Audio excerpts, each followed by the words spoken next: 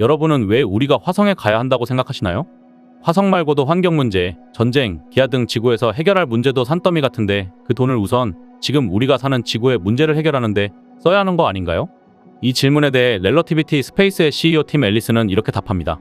미국에서 한 해 동안 전미 미식축구 리그를 운영하는 데 쓰는 비용이 우주 개발에 쓰는 비용의 무려 5배에 달하는데 미식축구가 인류의 여러 문제 중에 단 하나라도 해결해 준 적이 있나요? 그럼 차라리 풋볼 리그를 없애고 그 돈을 기후위기 해결했으면 어떨까요? 라고 반문합니다. 우리는 자주 어떤 일에 대해 양자 선택의 오류에 빠집니다. 그의 말처럼 우주 탐사를 할지 스포츠 리그를 운영할지 환경위기에 대응할지의 문제는 서로 다른 것을 포기하고 선택할 문제가 아닐 것입니다. 스포츠가 가치 있는 이유는 좋은 말로 하자면 인류 공동체를 뭉치게 하고 우리에게 여러 가지 긍정적인 동기부여를 해주기 때문일 겁니다. 팀 앨리스는 우주 탐사 역시 스포츠 이상으로 인간을 인간답게 만드는 행위이기 때문에 절대 포기할 수 없다고 생각하는 것 같습니다. 미지의 탐구 그리고 도전 정신이야말로 지구의 지배자 인간을 만든 원동력이니까요. 3D 프린팅 로켓 스타트업 렐러티비티 스페이스는 블루 오리진 출신의 팀 앨리스와 스페이스X 출신의 조던 눈이 2015년에 설립했습니다. 앨리스는 청소년 시절 영화에 빠져 시나리오 작가가 되고 싶었습니다. 그러나 안타깝게도 그의 재능은 예술적인 부분보다는 수학과 과학에서 훨씬 두각을 나타냈다고 합니다. 적성에 맞게 그는 대학에서 항공역학을 전공하게 되는데요. 공부를 하면서 평생 코딩만 하다 죽는 거 아닌가 고민을 하고 있었는데 학부생 과정에 제프 베조스의 로켓 기업 블루 오리진에서 인턴 생활을 하게 됩니다.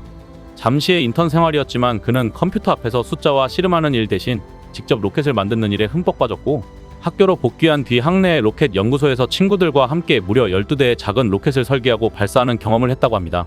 졸업 후 그는 블루 오리진에 정식 입사해 수년간 일하게 되는데요. 운명인지 그의 친구 조던 눈도 스페이스X에서 일하게 되면서 업무 현장에서 다시 만나게 되었습니다.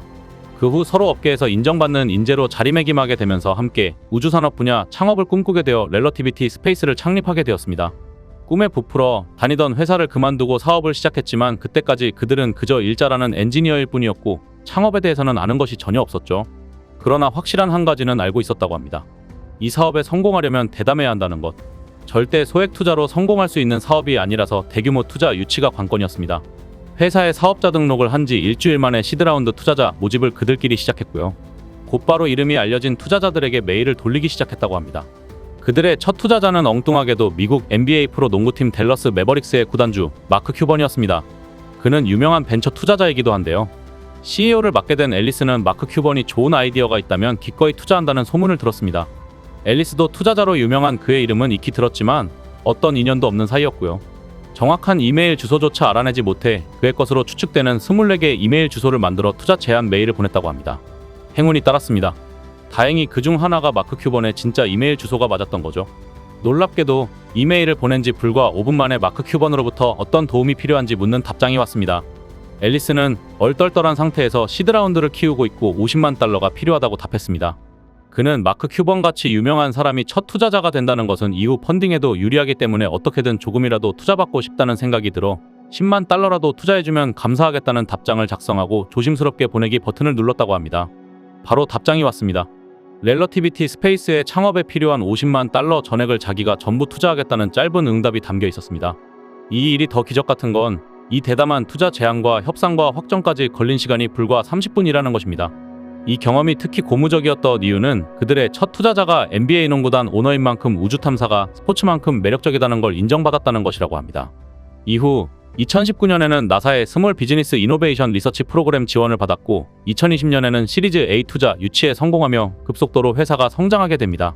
그 후 기업정보회사 피치북이 회사 가치를 $400억로 평가해주는 호재와 함께 지금까지 총 $13억 투자금을 조달했죠. 우리 돈으로 무려 1조 7천억에 달하는 어마어마한 액수입니다. 투자 유치 덕으로 회사의 가능성을 인정받아 나사 그리고 위성 광대역 회사인 원웹과 이리듐 등 굵직한 고객들과 $12억 이상의 발사 계약을 선주문으로 맺게 됩니다. 그럼 이렇게 투자 유치에 성공한 렐러티비티 스페이스의 사업은 어떻게 되고 있을까요? 마침 지난 3월 22일 그들이 개발한 세계 최초의 3D 프린팅 로켓 발사체 테라논의 발사가 있었습니다. 발사 후 2단 로켓 분리까지는 성공했으나 안타깝게도 목표한 지구 적궤도 진입에는 실패했습니다. 물론 로켓 스타트업에게 개발 과정 초기의 실패는 당연히 거쳐야 하는 수순이기도 합니다. 스페이스X의 펠컨원도 초기 발사에 연거푸 실패했었고 최초로 지구 궤도에 올리기까지 무려 6년이라는 세월을 보내야 했습니다. 그러나 이들에게는 시간이 없습니다. 렐러티비티 스페이스의 최종 목표는 원대하게도 스페이스X와 같습니다. 화성 탐사인 것이죠. 그들은 2024년 내년에 화성에 가겠다는 계획입니다. 심지어 스페이스X보다 먼저 화성에 가고 싶어 합니다. 때문에 핵심 발사 기술을 증명하기 위해서는 다음 발사는 반드시 성공해야 하는 상황입니다. 적에도 진입도 못하고 있는데 화성 탐사라. 이건 좀 실력에 비해 욕심이 과한 계획이 아닌가 싶습니다. 그들의 야망과는 상관없이 스페이스X가 가장 먼저 화성에 인류를 보낼 회사가 될 확률이 무척 높습니다. 투자자들도 이러한 상황을 모르고 있는 것이 아닐 텐데요. 그런데 이상하죠. 창업 후 8년이 지난 지금까지 아직 단 한 대의 로켓도 발사에 성공하지 못한 이 회사의 투자자들이 여전히 큰 기대를 하고 있는 까닭은 무엇일까요? 투자자들이 렐러티비티 스페이스에게 많은 기대를 하고 있는 이유는 화성행 레이스가 끝나고 이어질 개척 시대에 렐러티비티 스페이스의 기술이 반드시 필요하기 때문입니다. 화성에 도착하면 그곳에서 어떻게 정착하느냐가 관건이 되는데요. 화성에 가면 거기에는 황무지밖에 없습니다. 당장 인간이 거주할 견고한 주거 공간과 공장 등의 인프라가 필요합니다. 인간이 탑승하고 이동할 수 있는 로버와 같은 교통수단, 무엇보다 지구와의 왕래에 필요한 로켓 발사장도 지어야 합니다. 로켓은 재사용할 수 있다고 해도 작은 부품 하나라도 고장나면 어떻게 해야 할까요? 지구에서 새 부품을 받으면 좋겠지만 보급이 힘들기 때문에 화성에서 만들어 써야죠. 최악의 경우 로켓을 잃기라도 하면 통째로 새로 만들어야 합니다. 렐러티비티 스페이스는 이 문제를 해결할 아주 결정적인 기술을 갖고 있죠. 로켓 자체만큼 주목받고 있는 것은 바로 그들이 자체 개발한 금속 3D 프린터 스타게이트입니다. 이번에 발사한 테라논 로켓도 85%의 부품이 바로 이 4세대 스타게이트 프린터로 출력한 것입니다. 1000개의 부품을 모두 출력해서 조립하는 데 걸린 시간도 60일에 불과했습니다. 이를 앞으로 95% 이상으로 끌어올리는 것이 이들의 계획입니다. 이 금속 3D 프린터는 지구건 화성이건 필요한 제품이 무엇이건 원료만 있다면 뽑아 쓸 수 있다는 큰 장점을 가집니다. 화성 기지 건설에도 필수적인 장비가 될 것입니다. 스페이스X의 스타쉽도 첫 화성행 비행에 결국 이 회사의 3D 프린터를 싣고 갈 수밖에 없지 않나 예상되는 것이 렐러티비티 스페이스가 더욱 주목받을 수밖에 없는 이유인데요. 이것이 이 회사가 스페이스X의 경쟁자인 동시에 협력해야 하는 조력자인 까닭입니다. 그런데 과연 이 프린터의 성능은 어느 정도일까요? 프린팅한 로켓이 그만큼의 내구성을 갖고 있을까요? 이번 발사는 궤도 진입에는 실패했지만 유의미한 데이터는 있었습니다. 로켓 발사 자체는 안정적이었다는 평가로 엄청난 압력과 하중이 걸리는 로켓이 발사되면서 뒤틀리면서 공중분해되는 것이 아닌가 하는 우려를 씻었기 때문이죠. 3D 프린팅 제작물의 내구성에 대한 스트레스 테스트에서는 합격점을 받은 것으로 보여집니다. 이들이 4세대까지 개량해온 금속 3D 프린터의 신뢰성과 성능이 입증된 절반의 성공이 있었다고 볼 수 있습니다. 렐러티비티 스페이스는 발사 실패에 우울할 틈도 없이 현재 아주 바쁘게 돌아가고 있습니다. 지금도 투자받은 자금을 전부 투입해 동시다발적인 전면 개발을 진행하고 있습니다. 이들이 개발하고 있는 것은 첫째, 이번에 발사한 첫 번째 로켓 테라논입니다. 지구 저궤도에 1톤 이상의 탑재량을 전달할 수 있는 2단 로켓인데요.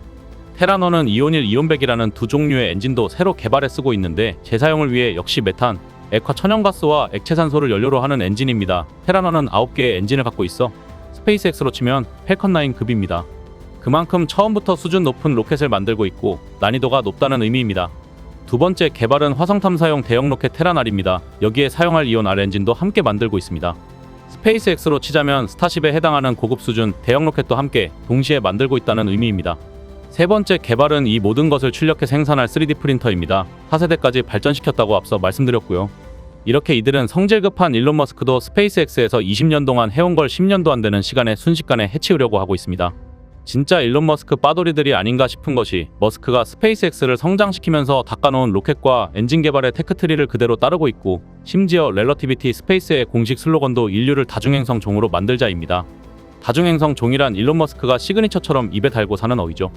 대놓고 일론 머스크의 정신세계까지 카피하고 있습니다. 깊이 살펴보면 볼수록 머스크가 더욱 대단한 것이 그의 경쟁자들조차 결국 그가 상상해낸 경기장 안에서 겨루고 있고 그의 상상력과 비전 안에서 노는 추종자들입니다. 렐러티비티 스페이스는 이번 발사는 실패했지만 서둘러 그들을 증명하는 게 좋을 상황인데요. 그 이유는 바로 지금 시장 기회가 열려 있기 때문입니다.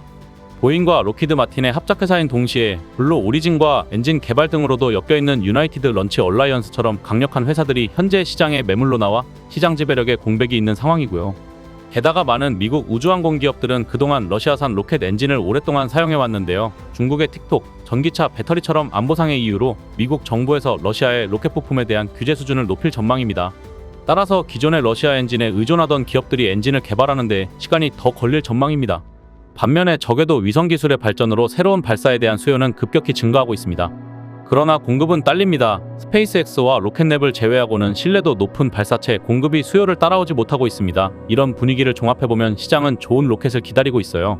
안정적이고 저렴하게 많은 페이로드를 탑재할 수 있는 발사체를 빨리 완성한다면 렐러티비티 스페이스에게도 많은 발사 수요를 가진 고객들을 서비스할 기회가 크게 열려 있는 것이죠. 렐러티비티 스페이스는 인류를 다중행성 종으로 만들기 위한 첫 도착지, 화성으로 인류를 이주시키기 위해 테라날이라는 스타쉽급 로켓도 만들고 있다고 말씀드렸죠.